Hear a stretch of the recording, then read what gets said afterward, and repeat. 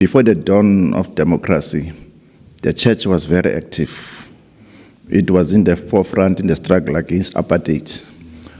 But since the dawn of democracy, it has taken, a backseat, especially black theology. I don't hear about it anymore. It's quiet, I don't know whether the people who were leading black theology at that time have been swallowed by the government. Yeah, I don't think it's wise for me to mention names. But what could be the way forward? Because the role that black theology played then is still very important, even in our time, Yeah, there is a lull as we speak.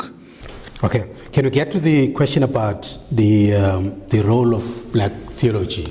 He was expecting that you would touch on that. It was very active during apartheid, but it seems to have faded now. And how do you look at that? How do I mess with theology? And I'm in a church now. Am I not going to be kicked out? I'm afraid I'm going to be kicked out.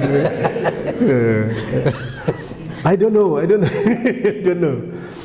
But it was quite a very strong arena of struggle. Steve Biko was very theological.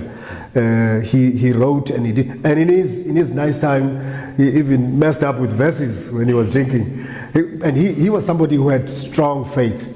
I don't know how to get things again in the same way like in the 70s and in the 80s. We were held by Welgerspreid in the 80s. And the church and the priests were very, very brave. And great thinkers came from that end. I do not know. They seem to have lost the ground. Shouldn't they be leading in anti-racism programs? Of course. The Anglican Church has got that kind of structure. Yeah. I think in Grahamstown, Bishop Banbad Dlale, he's leading a committee in the Anglican churches. But still, you can't see it going beyond. My daughter was seated in a program about forgiveness, and she tells me, "Dada, we didn't even hear a word about that."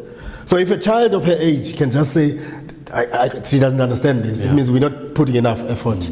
Of course, it has to be led by people who are refined, because the only constituency that can restore humanity in us is the church. What is happening, according to my observation, we are consumed by the system. Whether we criticize the system or we sleep in the same blanket with the system. Those who are against the system, they don't have a pure positive contribution. They lack imagination in terms of contributing positive in uplifting the lives of the people. What we do when we get a platform, we insult the ruling party. That's the only thing that we can do.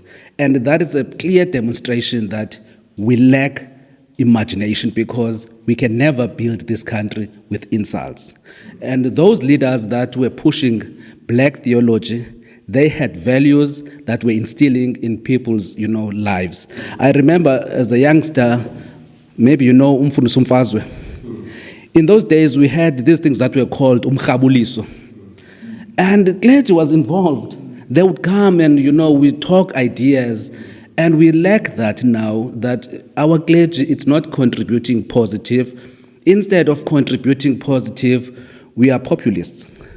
Whenever we get a platform, whether we praise the government too much or we criticize the government too much, we are not contributing in building a new society because we lack imagination. What we are bringing to us, it should help us in taking it forward and bring, a new generation of people that have imagination and want to take this country forward. We can never develop this country if we lack imagination. That's my contribution. What killed black theology? It's a lack of imagination.